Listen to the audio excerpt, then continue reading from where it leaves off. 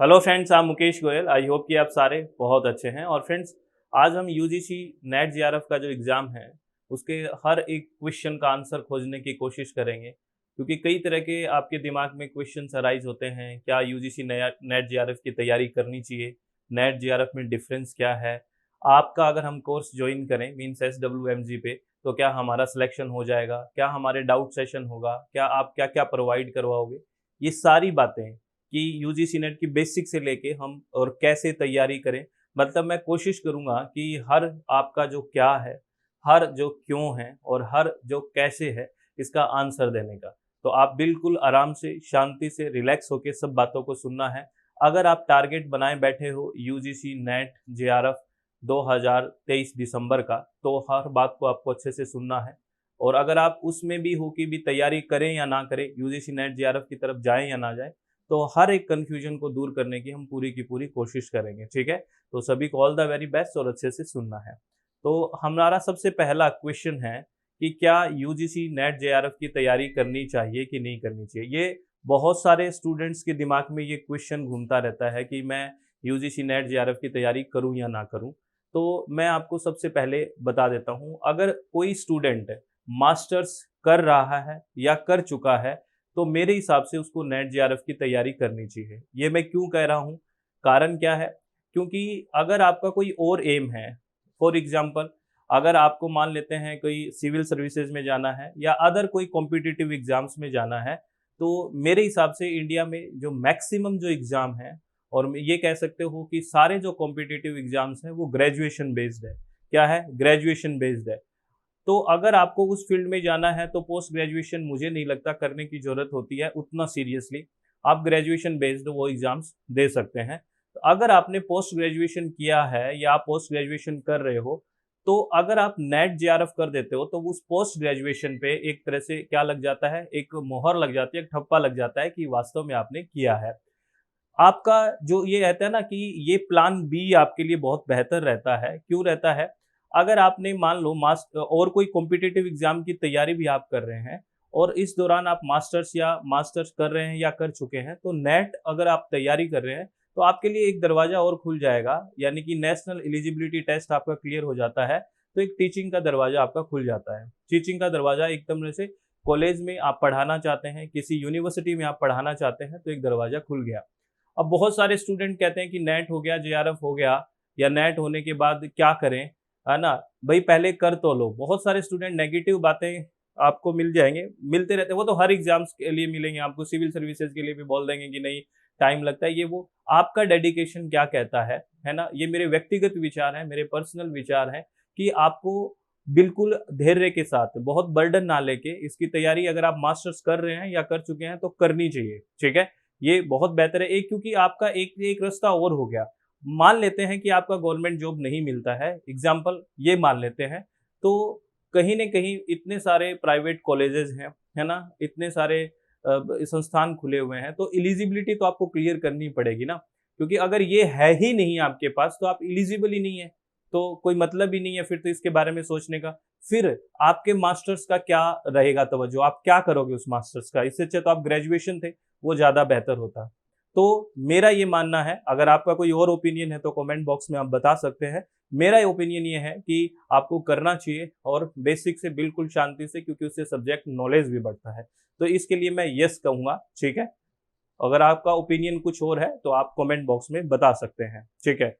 अब मैं दूसरे क्वेश्चन पे आता हूँ अपना। अपना दूसरा क्वेश्चन है कि नेट और जेआरएफ में क्या अंतर है? आपको बहुत सारे स्टूडेंट्स को पता होगा, लेकिन नहीं पता है, जो फर्स्ट टाइम इसकी तरफ देख रहे हैं, मैं उनको ये बता देता हूँ। नेट क्या है? एक नेशनल एलिजिबिलिटी टेस्ट है। अगर आपका नेट क्वालिफाई हो जाता है तो बेसिकली क्या है, आप कॉलेज लेक्चरर के लिए एलिजिबल हो जाते हैं। आप कोई भी कॉलेज में लेक्चरशिप के लिए एलिजिबिलिटी के लिए नेट जरूरी है, कंपलसरी है, तो वो आप एक तरह से एलिजिबल हो जाओगे। और दूसरी बात, जीवन में एक ही बार नेट करना है ना? एक बार नेट कर लिया, ये सारी चीजें खत्म। अब आपको नेट बार बार नहीं करना, आपको जीवन में एक ही बार नेट का एग्जाम क्वालिफाई करना है। वो हमेशा के लिए क्या रहेगा? वैलिड रहेगा, हमेशा के लिए लाइफ टाइम वैलिड रहेगा। तो क्या हर्ज है इसको करने में, अगर लाइफ टाइम वैलिड रहता है तो? क्योंकि ऑप्शन तो हमेशा बना रहेगा। तीसरी बात, इसमें कोई भी अपर एज लिमिट नहीं है, यानी कि किसी भी एज में आप नेट का एग्जाम दे सकते हैं, कोई भी एज का लिमिटेशन कहीं भी नहीं है। चौथी बात, अगर आप मास्टर्स परस्यूइंग हैं, अगर आप मास्टर्स कर रहे हैं तो भी इसका एग्जाम दे सकते हैं, नेट और जेआरएफ दोनों का, क्योंकि एक ही फॉर्म भरना पड़ता है, उसमें बहुत को आप सिलेक्ट कर सकते हो। तो क्योंकि इसमें ये लिखा होता है कि ये फॉर्म जब रिजल्ट आएगा, उसके रिजल्ट आने के 2 साल में आपको डिग्री चाहिए, तो 2 साल में आपकी मास्टर्स हो ही जाएगी। तो आप अगर प्रीवियस में हैं, तो प्रीवियस ईयर में है तो भी एग्जाम का फॉर्म भर सकते हो और एग्जाम दे सकते हो, और क्वालिफाई होता है तो वैलिड रहेगा। अब बात करता हूं जेआरएफ की। जेआरएफ है जूनियर रिसर्च फेलोशिप। क्या है? Junior research fellowship. इसमें अगर आपका जेआरएफ कब होता है? जब आपकी अच्छी रैंक आती है, जब आप फॉर्म भरते हो, एग्जाम एक ही रहता है वो, अगर उसमें बहुत अच्छी रैंक आ जाती है, वो कट ऑफ उसको पार कर जाते हो, तो आपका जेआरएफ क्लियर हो जाता है। हर सब्जेक्ट में अलग अलग कट ऑफ जाती है, आप अपने अपने सब्जेक्ट का कट ऑफ देख सकते हैं। तो जेआरएफ जूनियर रिसर्च फेलोशिप हो गया। इसमें आपको फेलोशिप तभी मिलेगी, अब इस बात को नोट करना, ये नहीं है कि आपने जेआरएफ क्लियर कर लिया और फेलोशिप मिलना स्टार्ट हो जाएगी, ऐसा नहीं है। आपको जेआरएफ तभी का फेलोशिप तभी मिलेगा जब आप पीएचडी में इनरोल हो जाओगे, है ना, क्योंकि ये पीएचडी करने के लिए, रिसर्च करने के लिए फेलोशिप है। कोई आपकी वैसे कोई तनख्वाह नहीं है कि कोई कॉम्पिटिटिव एग्जाम आपने क्लियर कर दिया और ऐसे ही मिल जाएगा, ऐसा नहीं है। आपको पीएचडी में रजिस्टर होना पड़ेगा, पीएचडी करनी पड़ेगी, और आपको पीएचडी के दौरान वो स्कॉलरशिप मिलेगी, ये बात आपको ध्यान रखनी है। और मैक्सिमम जो आपको स्कॉलरशिप मिलेगी वो 5 ईयर्स मिलेगी। कितना मिलेगी? 5 साल तक आपको स्कॉलरशिप मिलेगी। और इसमें 2 साल तो रहता है जेआरएफ जूनियर रिसर्च फेलोशिप, और अगर आप सही से काम कर रहे हो, आपकी सही से प्रोग्रेस रिपोर्ट हो रही है, तो आपको आफ्टर 2 ईयर आपको 3 साल, नेक्स्ट 3 साल के लिए मिलेगा एसआरएफ सीनियर रिसर्च फेलोशिप। ठीक है, तो लगभग 35 से 40 हजार रुपये महीना आपको मिलेगा। तो 5 साल अगर जोड़ते हैं 40 हजार रुपये महीना के हिसाब से, और 60 महीने तक, तो अच्छा एक अमाउंट होता है, लगभग 24-25 लाख रुपए के लगभग होता है। ठीक है, और साथ में आपकी रिसर्च चलेगी, रिसर्च का जो आपका खर्चा लग रहा है वो भी इसमें आ जाएगा। तो ये सारी चीजें बहुत बेहतर है। और हाँ, जिसका जेआरएफ हो जाएगा उसका नेट तो है ही है, यहाँ भी कोई कंफ्यूजन की दिक्कत नहीं है, क्योंकि जिसका नेट हो, जेआरएफ हो गया, इट मीन उसका नेट तो है ही है। अब कई बार बच्चे ऐसे कंफ्यूजन में हो जाते हैं कि फिर नेट, वहीं जेआरएफ है, इट मीन्स उसका टॉप रैंक है नेट में, तो नेट तो क्वालिफाई वो है ही है। जेआरएफ में एक एक्स्ट्रा फैसिलिटी ये है कि आपको स्कॉलरशिप मिलती है, ये आपको ध्यान रखना है। ठीक है, चलो बहुत बढ़िया। और कोई भी किसी भी तरह का आपका क्वेश्चन है तो वो कमेंट बॉक्स में आप अपना क्वेश्चन लिखिए, हम उसको पे वीडियो बनाएंगे, उस पर डिस्कस करेंगे जितने भी जो भी आपके क्वेश्चंस रहते हैं, ठीक है, इस एग्जाम से रिलेटेड। आगे बात आती है कि तैयारी कैसे करें। इनको मैंने 3 क्वेश्चंस में डिवाइड किया है।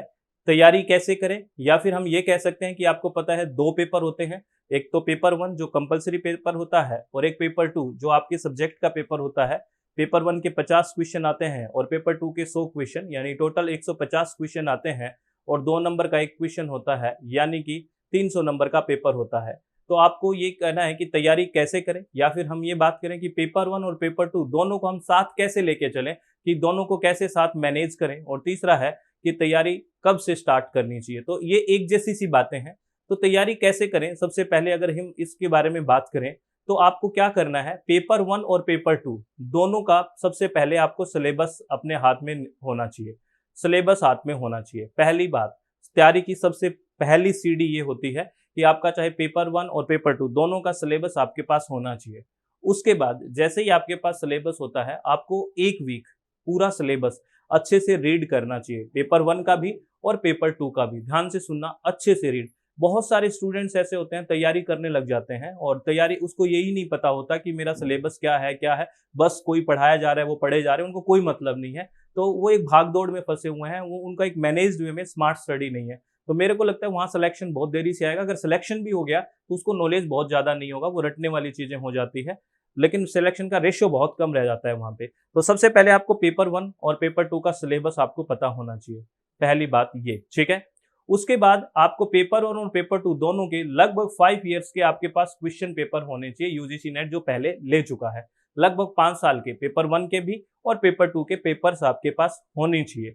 उससे उन पेपर को आपको अच्छे से एनालिसिस करना है, स्टडी करना है, और ऐसे पीछे चलते हुए जाना है। रिसेंट ईयर का पहले, फिर उससे पीछे की ईयर, फिर उससे के पीछे की, और ऐसे आपको वो पेपर्स को करते जाना है। उससे क्या होगा, उससे आपको एक जो बहुत ही बढ़िया सा एक फ्रेम बनेगा दिमाग में कि कौन से टॉपिक से किस तरह के क्वेश्चंस अराइज होते हैं, कौन से टॉपिक्स में से कैसे क्वेश्चंस आते हैं, ये आपको एकदम पिक्चर क्लियर हो जाएगी। तो पहला आपको सिलेबस दूसरा, आपको 5 साल के पेपर, चाहे वो पेपर 1 हो चाहे पेपर 2, दोनों के, और उनको अच्छे से स्टडी करना है। आप अपना टाइम लीजिए और अच्छे से स्टडी कीजिए उसमें प्रॉपरली कि किस तरह के क्वेश्चंस अराइज हो जाते हैं, जहां से हम पढ़ रहे हैं वो वास्तव में अकॉर्डिंग टू पैटर्न चल रहे हैं कि नहीं चल रहे, ये सारी चीजों का आप एनालिसिस करने में सक्षम हो जाओगे।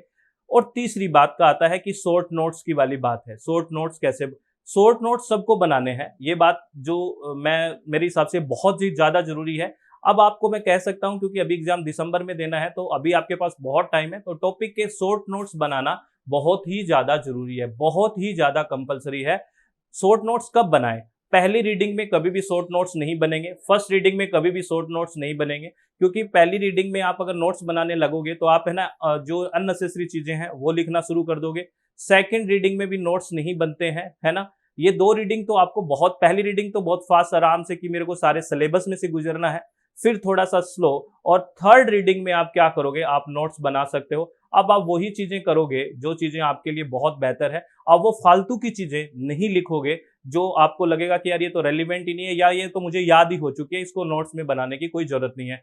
क्योंकि नोट्स वास्तव में नोट्स होना चाहिए, ऐसे नहीं कि पूरी बुक ही छाप दी, ऐसा नहीं होता। आपने एक चैप्टर पढ़ा है, उसमें से एक पेज बहुत मुश्किल से निकलेगा और उसको आप नोट करके रखिए, ये है नोट्स, शॉर्ट नोट। और इसको कितनी बार रिवाइज करो, ये होता है, बिल्कुल अच्छे से रिवाइज करोगे, क्योंकि और चीजें तो आपको याद हो ही चुकी है, वही चीजें आपने लिखी है जो आपको याद नहीं है, जो आपके कंसेप्ट क्लियर नहीं है, तो वो बार बार रिवाइज करने से हो जाएगा, तो सारी चीजें याद हो जाएगी ना। तो शॉर्ट नोट्स वेरी नेसेसरी है, बहुत ज्यादा कंपलसरी है, बहुत ज्यादा जरूरी है। और एग्जाम की पहली रात भी आप अगर सारा सिलेबस अगर रिवाइज करना चाहो तो कर सकते हो, तो ये बहुत कॉन्फिडेंस देने वाली चीज है। तो पहला बात सिलेबस, दूसरी बात आपका क्या होना चाहिए, 5 साल के पेपर, तीसरा शॉर्ट नोट्स बनाने की आपको एकदम कला होनी चाहिए बढ़िया से, ठीक है। उसके बाद है कि पेपर 1 और पेपर 2 को साथ लेके कैसे चलें, ये क्वेश्चन, ये भी बहुत मायने रखता है। बहुत सारे स्टूडेंट्स ऐसे होते हैं कि ये करते हैं कि पेपर 1 को पहले कुछ दिन पढ़ेंगे कि बाद में पेपर 2 पढ़ लेंगे, या फिर पहले पेपर 2 खत्म करेंगे फिर पेपर 1 पढ़ेंगे।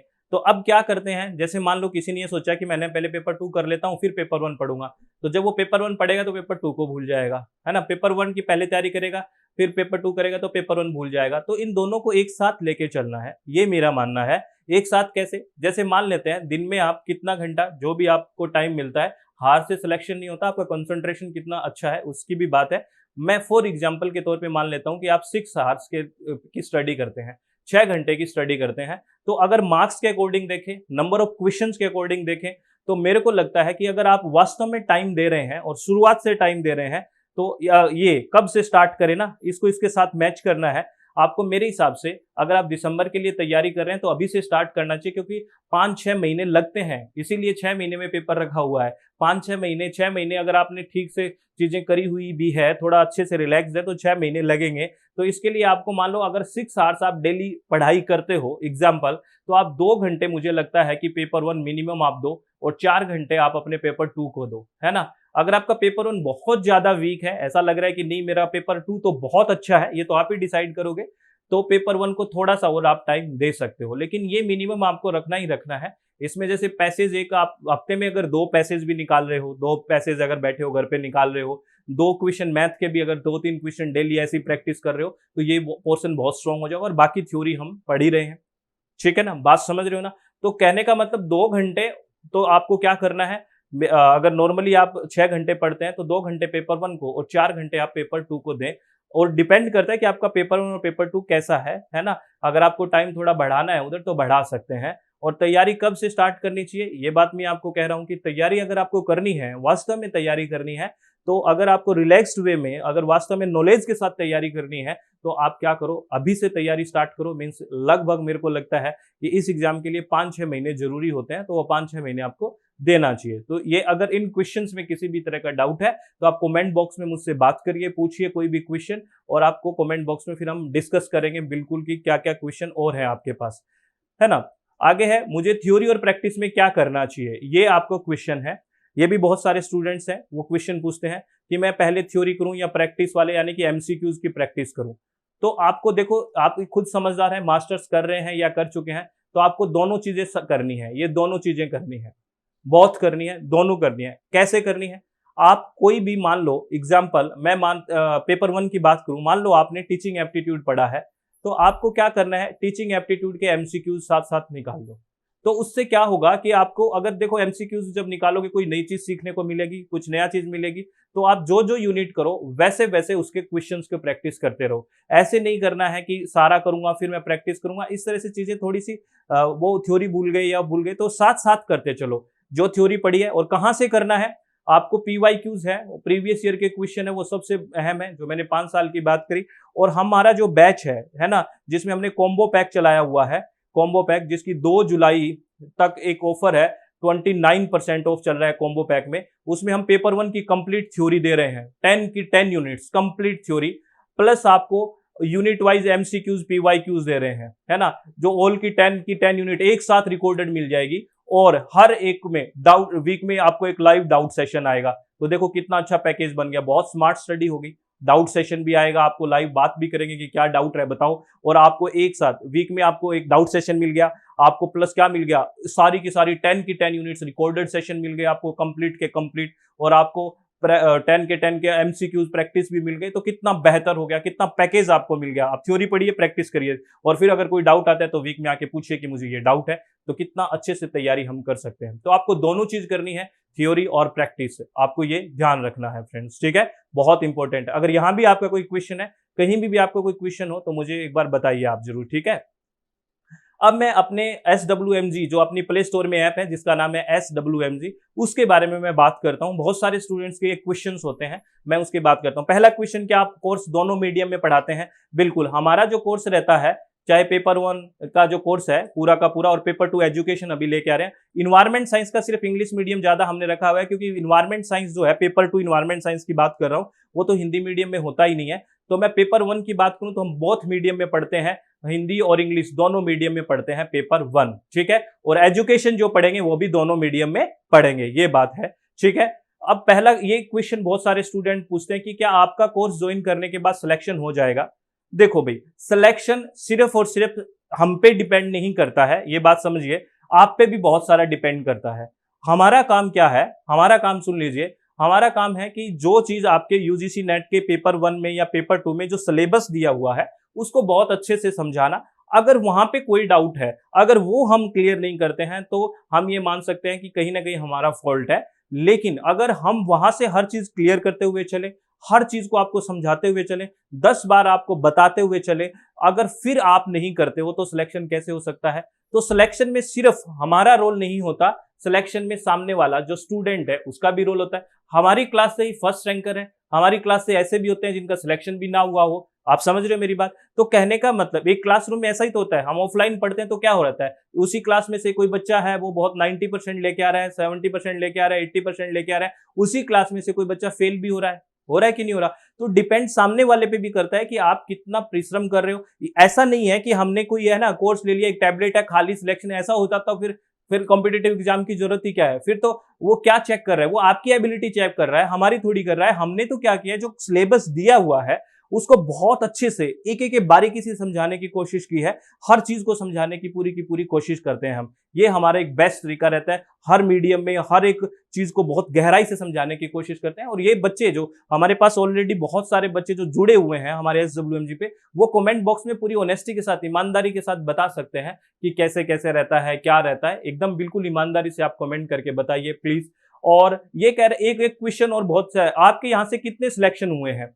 ये बड़ा एक अजीब सा टिपिकल क्वेश्चन है। ये पता है क्या है, ऐसे जैसे लग रहा है कि बहुत ज्यादा वो, मतलब मैं ये समझ नहीं पा रहा कि इसका आंसर कैसे दूं, और वो कैसे आप वो करोगे, इसको वेरीफाई कैसे करोगे?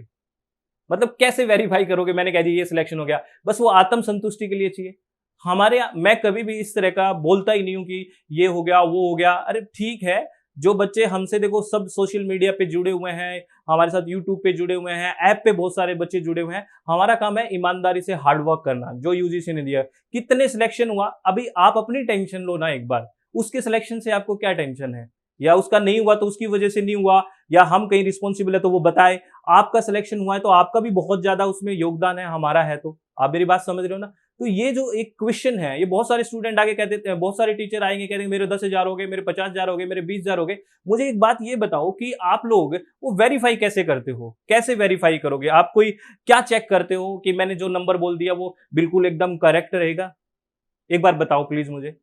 तो ये एक बहुत ही इररेलीवेंट क्वेश्चन है। मैं या हमारी जो टीम जो काम करती है वो बिल्कुल ऑनेस्ट वे से काम करने की कोशिश करती है फ्रेंड्स। हम इस तरह की मार्केटिंग, या देखो मार्केटिंग करते हैं हम, नो डाउट करते हैं, और इसमें कोई बुरी बात भी नहीं है। अगर हम ऑनेस्टली कुछ चीज घर चलाने के लिए अगर काम कर रहे हैं तो करना भी चाहिए, लेकिन यहां मैं नहीं कर सकता कुछ भी। तो इस तरह के क्वेश्चंस प्लीज ना तो मेरी टीम से आप अराइज करें, ना मुझसे पूछें, इसका कोई हमारे पास जवाब नहीं है। बहुत सिलेक्शंस होते हैं, सीधी सी बात यह है, जो ईमानदारी से काम करेगा उसका सिलेक्शन होगा, और हम भी ईमानदारी से काम कर रहे हैं तो सिलेक्शन तो जायज ही होगा। लेकिन नंबर्स में कैसे डिफाइन करें मैं नहीं समझा सकता इस चीज को, ठीक है। चलो, ये कोई यहाँ पे कोई डाउट है तो आप प्लीज हमें पूछिए, ठीक है। उसके बाद आप अपने कोर्स में क्या क्या प्रोवाइड करवाएंगे, दिस इज वैलिड क्वेश्चन। हम क्या करेंगे, देखो जैसे पेपर 1 की बात कर रहा हूं मैं, अगर सिर्फ पहले मैं पेपर 1 की बात करूं तो ऑल 10 यूनिट्स जो सारी दोनों बहुत मीडियम में रहेगी, और जो डिटेल्ड कोर्स अपडेटेड कोर्स के अकॉर्डिंग रहेगी, सारी की सारी 10 यूनिट्स आपको रिकॉर्डेड सेशन में जो बिल्कुल अपडेटेड रहेगी, बिल्कुल अपडेटेड है, ठीक है ना, जिसमें एकदम रिसेंट के सिलेबस के अकॉर्डिंग अपडेटेड है। 10 की 10 यूनिट्स है। बोथ मीडियम रहेगा। कौन सा मीडियम है, बोथ मीडियम। आपको पीडीएफ फाइल्स भी मिलेगी जो बोथ मीडियम रहेगी, हिंदी और इंग्लिश दोनों माध्यम में, जिसको आप डाउनलोड कर सकते हो और प्रिंट निकलवा सकते हो, ठीक है, अगर पीडीएफ की बात करें तो। अगर हमारे यहाँ पे आप पेपर 1 में एक तो थ्योरी का बैच है, ठीक है ना, और एक है कॉम्बो पैक, जिसमें थ्योरी के साथ साथ आपको एमसीक्यूज पीवाईक्यूज की भी वीडियो है रिकॉर्डेड बहुत बेहतर तरीके से यूनिट वाइज। तो मैं आपको प्रेफर करूंगा कि आप कॉम्बो पैक में जाएं, तो जिससे क्या होगा, कॉम्बो पैक में बेसिकली क्या होगा, आपको पेपर 1 का थ्योरी भी है, और जैसे ही आप थ्योरी कंप्लीट करते हो आपके पास एमसीक्यूज का भी पोर्शन, अभ्यास बैच भी मिला हुआ है, तो वो कॉम्बो पैक भी है। और कॉम्बो पैक पे 29% ऑफ चल रहा है फ्रेंड्स 2 जुलाई तक, ठीक है, और जो थ्योरी है उस पर 25% ऑफ चल रहा है। तो हम इसमें क्या क्या प्रोवाइड कराएंगे मैं फिर बता रहा हूं आपको। ऑल 10 यूनिट्स के बिल्कुल अपडेटेड सिलेबस के अकॉर्डिंग 10 की 10 यूनिट रिकॉर्डेड सेशन, ठीक है, जो बोथ मीडियम रहेगा, और पीडीएफ फाइल्स रहेगी बोथ मीडियम, हिंदी और इंग्लिश माध्यम में रहेगी। और क्या रहेगा, आपको अभ्यास बैच भी आप अगर साथ ज्वाइन करते हैं तो उसमें एमसीक्यूज भी आपको साथ रहेंगे। और एक बात और, आपको हर एक वीक में डाउट सेशन मिलेगा, लाइव डाउट सेशन मिलेगा। हर वीक में क्या मिलेगा, लाइव डाउट सेशन मिलेगा, ठीक है, जो इवनिंग में रहेगा। हर एक वीक में लाइव डाउट सेशन रहेगा फ्रेंड्स, ठीक है। और इस लाइव डाउट सेशन में जितना भी वीक में आपने पढ़ा है, जो भी आपको कोई प्रॉब्लम है उसको आइए कंसल्ट करिए और बताइए कि क्या क्या प्रॉब्लम है, कहां पे आपके डाउट्स हैं, तो यहां पे हम बात करेंगे, ठीक है। तो ये हम फैसिलिटीज प्रोवाइड करवाएंगे। अगर आपको यहां पे भी कोई इश्यू है, किसी भी कोई बात आपको पूछनी है तो आप पूछ सकते हैं, ठीक है। ये मैं बात कर रहा हूं अपने रिकॉर्डेड बैच के बारे में। आगे बात करते हैं। क्या आपका कोर्स ज्वाइन करने के बाद कोई अन्य बुक लेनी है? नहीं, मेरा ये मानना है कि पेपर 1 मैं पढ़ा रहा हूं, है ना, पेपर 1 में मैंने बहुत अच्छे से 10 साल हो गए, बड़ा अच्छे से रिसर्च करके बहुत सारी चीजें उसमें अपडेट करता रहते हैं टाइम टू टाइम। तो मुझे नहीं लगता कि अगर आप अच्छे से बहुत शांति से चीजों को करते हो, रिलैक्स होकर करते हो, तो ना तो पेपर 1 में कोई भी बुक एक्स्ट्रा लेने की जरूरत है। आप वहीं से मैटर को पढ़िए, अच्छे से शॉर्ट नोट्स अपने तैयार करिए, ज्यादा हाथ से तैयार करोगे बहुत ज्यादा बेहतर रहेगा। और पेपर 2 इन्वायरमेंटल साइंस है, उसमें भी कहीं भी जरूरत नहीं है। और एजुकेशन, क्योंकि हम पढ़ाने की कोशिश इस तरह से करते हैं कि 10-20 जितने भी अच्छी अच्छी बुक्स हैं उनको बिल्कुल करेक्ट निकालें, अकॉर्डिंग टू पेपर निकालें, चाहे एजुकेशन पेपर हो, चाहे पेपर 1 हो, चाहे पेपर 2 इन्वायरमेंटल साइंस हो, कहीं पे भी आपको, मुझे नहीं लगता कि अगर आप बहुत ही शांति से चीजों को करते हो, रिलैक्स होकर करते हो, तो कोई अन्य बुक लेने की, मेरा व्यक्तिगत विचार यह है कि मुझे मेरे मैटर पे बहुत कॉन्फिडेंस है और मैं बहुत ऑनेस्टली वर्क करता हूं, तो मुझे, और मेरी टीम पूरी लगी रहती है, तो मुझे नहीं लगता कि कोई भी आपको अन्य बुक लेने की जरूरत है। इसके लिए मैं डिनाई करता हूं। अगर आपको फिर भी लगता है तो ये आपका व्यक्तिगत विचार है, आपका पर्सनल ओपिनियन है, अगर आप फिर भी लेना चाहे तो ले सकते हैं, लेकिन मैं नहीं मानता। हमारी यहाँ पे हार्ड कॉपी आती है बुक की पेपर 1 की, आप वो ले सकते हो, बुक से मंगवा सकते हो अगर कोर्स के साथ, अगर आपको हार्ड कॉपी, वो वही होती है जो पीडीएफ वहां पे है, ठीक है। अब आगे है क्या, डाउट सेशन होगा? हाँ, डाउट सेशन होगा, वीक में डाउट सेशन रहेगा, लाइव आके हम डाउट लेंगे, आपके कोई भी डाउट हो आपको, है ना, वो लाइव सेशन पे आपका डाउट क्लियर किया जाएगा। और अब एक क्वेश्चन आता है कि सर इतनी बातें हो गई, तो आप ये बता दीजिए कि SWMG हम ज्वाइन कैसे करें, सक्सेस विद मुकेश गोयल है, वो ज्वाइन कैसे करें? तो वो ज्वाइन करने के लिए मैं आपको बता देता हूं, आराम से आप सुने। प्ले स्टोर में अपनी एप्लीकेशन है जिसका नाम है SWMG, ठीक है। आप प्ले स्टोर में जाइए, SWMG फिल करिए, आपको ये ऐप मिलेगी, और फिर इस पे रजिस्टर नाउ पे क्लिक करिए। आराम से सुने आप। रजिस्टर नाउ पे क्लिक करने के बाद आपका यहाँ पे नेम भरें, आपका फोन नंबर, आपका ईमेल एड्रेस, ठीक है, और आपका सेल्फ, यहाँ पे कोई भी पासवर्ड क्रिएट कर सकते हैं इस एप्लीकेशन के लिए, सेल्फ पासवर्ड क्रिएट करिए। उसके बाद रजिस्टर नाउ पे क्लिक कर लीजिए। ठीक है, जैसे ही आप रजिस्टर नाउ पे क्लिक करोगे ये आएगा बटन, आप कोर्स पे क्लिक कर दीजिए। ठीक है ना, कोर्स पे जैसे ही क्लिक करोगे तो आपको कई सारे बैनर्स दिखेंगे, जैसे ये आपको बैनर दिखा, यूजीसी नेट पेपर 1 का बैनर दिखा, तो यहाँ पे आप व्यू मोर करिए, ज्वाइन पे क्लिक करिए, तो आपको ये जो थ्योरी बैच है कंप्लीट, जिसमें 10 की 10 यूनिट्स थ्योरी बैच है, जो डिटेल्ड कोर्स है, रिकॉर्डेड सेशन है, वो एक साथ सारा का सारा जैसे ही ज्वाइन करते हैं आपको मिल जाएगा। और इस पे अभी चल रहा है 25% ऑफ चल रहा है, और वो ऑफ कब तक है, 2 जुलाई तक है। और फ्रेंड्स मैं फीस की बात करूं तो अभी इसकी 3375 है ना, 3375 रुपए, और 6 महीने के लिए आपका वैलिड है। तो अगर 1 महीने की फीस आप देखो तो मेरे हिसाब से ये 500 रुपए फीस पड़ी है एक महीने की, 1 महीने की 500 रुपए फीस है ये। और अब देखो बहुत सारे स्टूडेंट कहते हैं ये भी ज्यादा है, तो इतने में भाई देखो थोड़ा सा तो आप सोचो, 1 महीने की 500, एक बच्चे की जो हम ट्यूशन फीस कराते हैं वो भी एक छोटे बच्चे के 1000 रुपए होती है। ठीक है, 500 रुपए यूजीसी नेट के लिए, और मैं पूरा मैटर भी कोशिश करता हूँ, अपडेट करने की कोशिश करते हैं, टीम भी होती है, सब खर्चा रहता है, तो ये सिस्टम को चलाने के लिए भी तो ये सारी चीजें जरूरी है, समझ रहे हो। तो ये आपको 2 जुलाई तक है, उसके बाद फीस हाइक हो जाएगी, मैं ये सीरियसली बोल रहा हूँ फ्रेंड्स, ये 2 जुलाई तक है। और उसके बाद ये कॉम्बो पैक भी है। कॉम्बो पैक में पेपर 1 में क्या है फ्रेंड्स, आपको क्या है, इसमें थ्योरी के साथ साथ आपको अभ्यास बैच भी मिलेगा, जिसके पीडीएफ, अभ्यास बैच में एमसीक्यूज होंगे, पीवाईक्यूज होंगे, जो यूनिट वाइज रहेंगे, और इसमें 29% ऑफ है। और इसकी जो फीस है आपको वो दिख ही रही है। ठीक है ना, ये दोनों चीजों की है, थ्योरी हो जाएगी इसमें, प्लस अभ्यास बैच भी हो जाएगा। समझ में आ गई बात, चलो बहुत बढ़िया। और ये अभ्यास बैच अकेला सिर्फ क्वेश्चन ज्वाइन करना है तो भी आप अभ्यास बैच ज्वाइन कर सकते हो, इसमें सिर्फ क्वेश्चन प्रैक्टिस रहेगा। और पेपर 2 अगर किसी का इन्वायरमेंटल साइंस है तो इन्वायरमेंट साइंस पे जाके ज्वाइन करें, आप व्यू मोर कर दें। और अगर आप कॉम्बो पैक ज्वाइन करना चाहते हैं जिसमें पेपर 1 और पेपर 2 दोनों हो, पेपर 1 और पेपर 2 इन्वायरमेंट साइंस, तो भी आपको यहाँ पे मिलेगा 29% ऑफ, और यहाँ पे मिलेगा 25% ऑफ। और डाउट सेशन आपका वीक में एक बार रहेगा, रिकॉर्डेड सेशन की मैं बात कर रहा हूँ। और रिकॉर्डेड सेशन में कोई भी पाबंदी नहीं है, आप जैसे मान लो आपके 6 महीने की वैलिडिटी है कोर्स की, तो 6 महीने में आपके जितनी बार आपको देखना है उतनी बार देखिए, 6 महीने तक वो आपके पास ही है। जो यूनिट कब पहले देखनी है वो पहले देखिए, बाद में जो आपकी मर्जी वैसे देखिए। मतलब हम जैसे ही आप ज्वाइन करते हैं एक साथ आपको 10 की 10 यूनिट्स मिल जाएगी, तो आप अपना टाइम का भी रेस्ट्रिक्शन नहीं है, जब मन करे तब देखिए आप उसको। ठीक है, तो ये सारी इंफॉर्मेशन थी। अगर फिर भी आपको कोई डाउट रहता है फ्रेंड्स, तो प्लीज कमेंट बॉक्स में आप कमेंट करिए और अपने डाउट को आप मेंशन करिए कि हमें ये भी जानना है, तो हम नेक्स्ट वीडियो उस पर बनाएंगे। आप कोई भी डाउट जितने हैं कमेंट बॉक्स में जैसे इकट्ठे हो जाते हैं फिर हम उस पर भी बात करेंगे। तो प्लीज आप लोग हमेशा खुश रहें, अपने चित्त को शांत रखें। अगर आप वास्तव में तैयारी का सोच रहे हैं और आपने सोचा है कि मुझे ये करना है, तो अभी से लग जाइए चित्त शांति के साथ और बिल्कुल रिलैक्स होकर तैयारी करिए। आप लास्ट में सोचते हो फॉर्म निकल गया ये वो, तब चीजें बहुत ही पजलिंग हो जाती है और सिलेक्शन होना बहुत मतलब रेयर हो जाता है। तो अभी से तैयारी स्टार्ट करें और शांति से चीजों को समझने की कोशिश करें। मैंने हर एक क्वेश्चन को शामिल करने की कोशिश की है। अगर फिर भी आपको लगता है कि ये क्वेश्चन का हमें आंसर चाहिए तो आप कमेंट बॉक्स में बोलिए और फिर हमको उस पर डिस्कस करेंगे। तो ऑल द वेरी बेस्ट, बहुत बहुत धन्यवाद, thank you, thanks a lot friends.